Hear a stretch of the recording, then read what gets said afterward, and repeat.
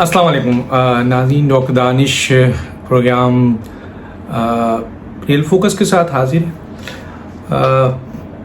अक्टूबर का महीना हमने आपको बार बार व्लॉग में कहा था कि बहुत ही इम्पोर्टेंट है, ख़ास तौर पे कुछ ट्रांसफ़र पोस्टिंग के हवाले से।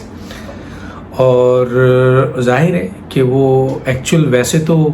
ये एक रूटीन की ट्रांसफ़र पोस्टिंग है, लेकिन पाकिस्तान की जो मारूजी हालात हैं, पाकिस्तान के 70 साल के लिहाज से इस किस्म की ट्रांसफ़र पोस्टिंग के असरात पाकिस्तान की इंतज़ामिया पे भी होता है, पाकिस्तान की सियासत पे भी होता है, पाकिस्तान की निज़ाम पे भी होता है, ओवरऑल पाकिस्तान के ऊपर इसके असरात कहीं ना कहीं नज़र आते हैं। और वही उम्मीद की जा रही थी और इसके ऊपर जो है वो इंतज़ार था। 4, 5, 6 अक्टूबर और 7 अक्टूबर ये बड़ा इम्पॉर्टेंट रहा। आपने सुना कि इस सिलसिले में 2 अहम ट्रांसफ़र पोस्टिंग, वैसे तो काफ़ी ट्रांसफ़र पोस्टिंग हुई है और ये कहा जाता है कि ये सब रूटीन की ट्रांसफ़र पोस्टिंग है और इसमें कुछ डिस्क्रिशन जो है वो आर्मी चीफ के पास होता है और कुछ डिस्क्रिशन जो है वो आपके प्राइम मिनिस्टर के पास होता है। इसमें जो सूरत हाल है वो ये है कि जी चेयरमैन नैब के हवाले से भी बहुत ही इम्पोर्टेंट था और आपने देखा उस पर वो ऑर्डिनेंस जो है वो सामने आया है और ऑर्डिनेंस के ऊपर ये मैं पहले इस पे बता चुका हूँ कि ये गैर आइनी गैर कानूनी मसला था। जो इस तरीके से आप किसी भी एक चेयरमैन को स्पेसिफिक 3 इसमें गलती है। एक तो ये फंडामेंटल राइट्स के ख़िलाफ़ है जो अदालतों ने उठा के फेंक देना है, दूसरा पर्सन स्पेसिफिक की ऑर्डिनेंस है और तीसरा मैलाफाइड इंटेंशन है। इन 3 चीज़ पड़ी हुई है जिसके ऊपर आपने देखा कि अपोजिशंस ने भी, बार काउंसिल्स ने भी और तमाम के तमाम जो लॉ को समझते हैं, लेकिन हुकूमत हर तरह में वो कहती है मैं करूँगी, मैं करूँगा। क्यों? क्योंकि सदर उनके पास है, ऑर्डिनेंस का इख्तियार है, वो जो चाहे करें। हालांकि पहले भी हज़ीमत उठानी पड़ी है, बहुत से ऐसे फैसले मैंने कहा। अब एक और अक्टूबर में बहुत इम्पोर्टेंट था और वो मरियम नवाज साहिबा का, वो आपके जो उन्होंने कहा था कि जी वो कुछ एक नई दरख्वास्त लाने चाह रही हैं और वो नई दरख्वास्त लाई हैं और वो नई दरख्वास्त जो है एक ब्लास्ट है, क्योंकि उस दरख्वास्त में जहां आर्टिकल 13 के हवाले से उनको रिलीफ बनता है और 2 अहम मसले पे जिन पे उनको ऑलरेडी रिलीफ मिल चुका है, ज़मानत मिल चुकी है, केस वैसे ही बहुत वीक फुट पे खड़ा हुआ है। 2 और अहम चीज़, एक शौकत सिद्दीकी साहब की स्टेटमेंट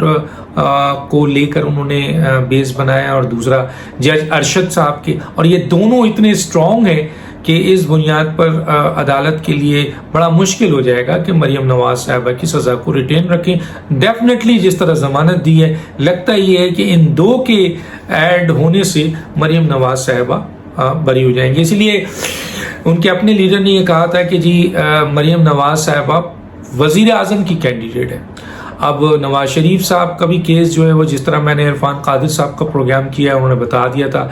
कि उनका केस भी जो है वो इसके बाद जो है वो जब भी वो प्रोसीड करेंगे ख़त्म हो जाएगा और जो तायात नाअहली है वो तो सिर्फ एक एग्जीक्यूटिव ऑर्डर से ख़त्म हो जाता है, उनका कोई भी वज़ीर आज़म आता है। अब 2023 में PMLN जिसकी बहुत बड़ी तादाद है वो वज़ीर आज़म, उनका वज़ीर आज़म आता है, तो उस दौरान मियाँ नवाज शरीफ का ये केस ख़त्म होता है तो सबसे स्ट्रॉन्ग कैंडिडेट नहीं होता है तो शहबाज शरीफ भी हैं और हमजा, अगर मरियम का ये केस ख़त्म हो जाता है जो चल रहा है तो वो भी कैंडिडेट है। बल्कि पार्टी के अहम तरीन लीडर ने तो मीडिया में बैठ के मरियम नवाज को वज़ीर आज़म कह दिया। दूसरी तरफ अब ये भी एक लीडर ने कह दिया कि दिसंबर में जो है वो नवाज शरीफ साहब वापस आ रहे हैं, ये भी ऐलान कर दिया गया है। और मैं आपको पहले ही बता चुका था कि एक इशारे की ज़रूरत है। इशारा मिलते ही अब उनके स्टेटमेंट आप देख लें कितने सख्त हो गए हैं। तो गोया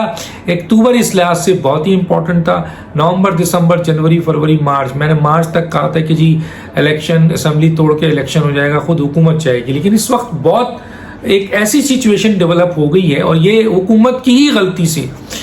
क्योंकि वज़ीर आज़म और वज़ीर आज़म के मुशीर मुकम्मल तौर पर पाकिस्तान को क्राइसिस पे क्राइसिस दे रहे हैं। چاہے وہ معاشی بحران ہو، چاہے وہ سفارتی بحران ہو، چاہے وہ انتظامی بحران ہو، چاہے وہ آئینی بحران ہو، قانونی بحران ہو، گورننس کا میٹر ہو، مسلسل ان کے جو ایڈوائزر ہیں نااہل ترین لوگ جو وزیر اعظم کو ایڈوائز دے رہے ہیں، جس کی بنیاد پر اب جو ڈیولپمنٹ ہوئی ہے وہ یقیناً اس وقت میڈیا میں آ چکی ہے. یہ کوئی بہت سینسٹیو میٹر ضرور ہے لیکن میڈیا میں آ چکی ہے اور وہ ڈسکشن بھی ہو رہی ہے اور اس پہ لوگ مختلف رائے دے رہے ہیں. دیکھیں یہاں پہ ایک چیز بتا دوں کہ کسی کو کور میں اپوائنٹ کرنا، ایک کور سے دوسرے کور یا کسی اور جگہ اپوائنٹ کرنا ٹوٹلی آرمی چیف کا جو ہے یہ پروگریٹو ہے اور وہ کسی کو بھی اپوائنٹ کر سکتے ہیں، جس طرح انہوں نے ڈی جی آئی کو جو ہے وہ آپ کے پشاور کور دی. اور ڈی جی آئی کے لیے جو پشاور کور گئے جنرل فیض حمید صاحب، ان کے لیے ایک کور سنبھالنا اس لیے بھی تھا کہ بقول جنرل خالد لودھی کے جو ڈیفنس سیکرٹری رہے تھے کہ یہ مینڈیٹری ہے کہ کور کیے بغیر وہ آرمی چیف کے لائن پہ نہیں آ سکتے تھے، تو اس لیے ان کا جانا وہاں بہتر، مثلا ایک لحاظ سے ان کے لیے بہتر ہے. لیکن ان کی یہ پوسٹنگ اور اس کے بعد جنرل ندیم انجم جو کراچی کے کور ہیں، ان کی پوسٹنگ کا ایک ریلائبل سورس سے مجھے بھی پتہ چلا، میں نے بھی ٹویٹ کر دیا، لیکن ظاہر ہے کنفرمیشن تو D G I S P R ہی کر سکتے ہیں، اس کے بغیر وہ صرف ریلائبل سورس پہ چل سکتا ہے. کہیں نہ کہیں کیونکہ یہ پولیٹیکل پوسٹنگ بھی ہوتی ہے تو کہیں نہ کہیں پرائم منسٹر ہاؤس سے کوئی لیک ہو جاتی ہے اور کوئی ذرائع جو ہیں وہ آگے بڑھاتے ہیں اور اس طرح پھر اینکر ہیں یا صحافی ہیں یا جو لوگ ہیں وہ اس کا حصہ بنا دیتے ہیں. لیکن ابھی جو خبر ہے وہ بہت ہی تکلیف دہ خبر ہے، اور وہ تکلیف دہ خبر ہے کہ D G I S P R نے جنرل ندیم انجم کو D G I S I کے حوالے سے پوسٹنگ کا اعلان کر دیا ہے. اور D G I S P R اسی طرح تو نہیں کرتا ہے کہ کسی نے کہہ دیا ہے تو کر دے. پورا ایک ادارہ ہے، فوج ایک ادارہ ہے، بہت ہی اہم ادارہ ہے پاکستان کا، لازم و ملزوم ہے پاکستان کے لیے، اور اس کے لیے اس کا ایک میڈیا سیکشنز ہے جو فوج کے اہم ترین معاملات کو جب وہ لے کے آتا ہے تو اس کا مطلب یہ ہے کہ فوج اس کے پیچھے کھڑی ہوتی ہے. تو D G I S P R نے ایک اناؤنسمنٹ دی ہے، یقیناً اس کے پیچھے فوج ہوگی، اور ظاہر ہے کہ وہ اناؤنسمنٹ تھی ڈی جی آئی کی. اس میں کوئی شک نہیں ہے کہ ڈی جی آئی کی اپوائنٹمنٹ میں جہاں ریکمنڈیشن کی ذمہ داری آرمی چیف کی ہے، وہاں اپروول جو فائنل دیتے ہیں وہ آپ کے وزیر اعظم دیتے ہیں. 3 نام جو ہیں وہ لے کے جاتے ہیں یا 4 نام لے کے جاتے ہیں یا 1 نام لے کے جاتے ہیں، یہ ڈسکریشن جو ہے وہ آرمی چیف کا ہوتا ہے. آرمی چیف جو ہے وہ نام لے کے اپروول لیتے ہیں لیکن پوسٹنگ بھی وہی کرتے ہیں چاہے وہ ڈی جی آئی کی ہی کیوں نہ ہو. تو اس صورتحال میں جو ہمیں پتہ چلا، جو سامنے چیزیں آئیں کہ جناب فیض حمید صاحب کو اور جو ان کا پورا ڈسکریشن تھا، پورا اختیار تھا قانونی مثلا آرمی چیف کا، انہوں نے ان کو پوسٹ کر دیا. جو میں نے کہا کہ جی ان کے لحاظ سے کور کی پوسٹنگ ایک اہم پوسٹنگ تھی اور اس کے لحاظ سے ان کا راستہ بھی کلیئر ہوتا ہے. لیکن جو ڈی جی آئی کی انہوں نے اناؤنسمنٹ کیا، اور ظاہر ہے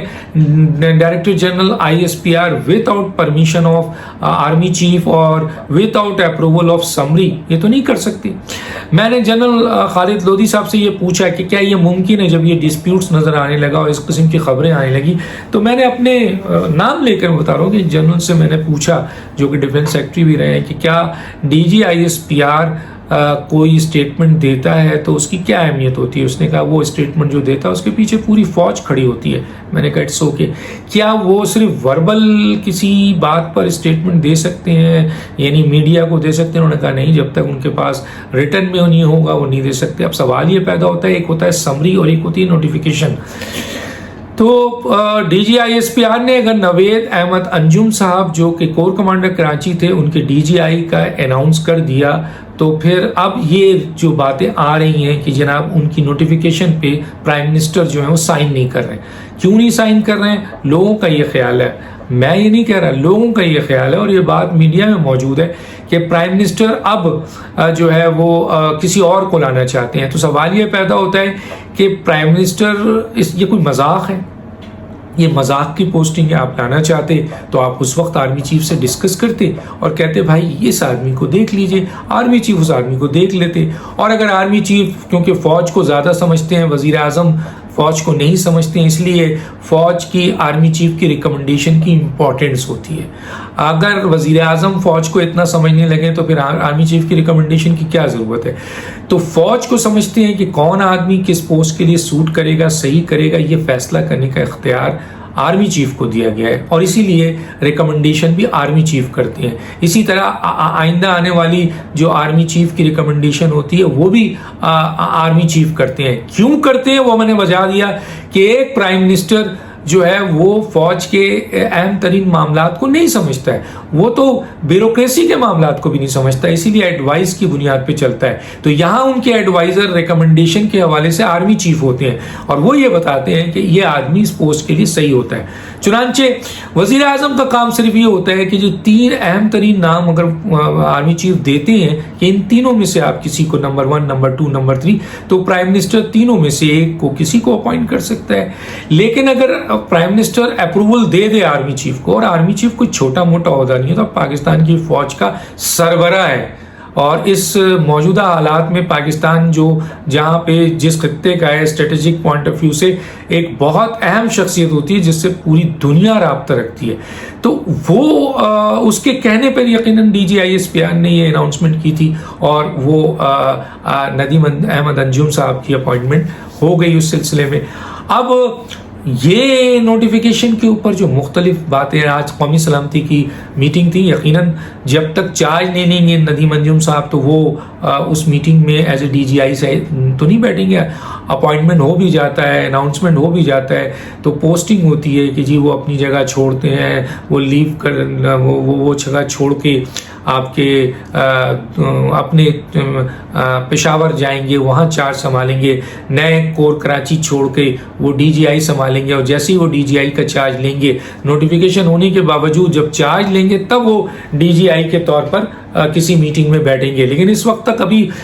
یہ پورا مرحلہ کمپلیٹ نہیں ہوا تھا، تو آج کی نیشنل سیکورٹی کی جو میٹنگ ہے، جو میری اطلاعات ہے کہ اس میں ڈی جی آئی کے طور پر ایز اے فیض صاحب بیٹھے تھے، اور جنرل فیض وزیر اعظم سے ان کی ملاقات بھی ہوئی جو ٹی وی میں دکھایا گیا۔ سوال یہ پیدا ہوتا ہے کہ یہ چیزیں تو ایک روٹین کا حصہ ہے، لیکن ایک اور نئی خبر کہ جناب جو پریس بریفنگ تھی، جو میڈیا ٹاکس تھی، جو وزیر اطلاعات ہمیشہ نیشنل سیکورٹی کی میٹنگ کے بعد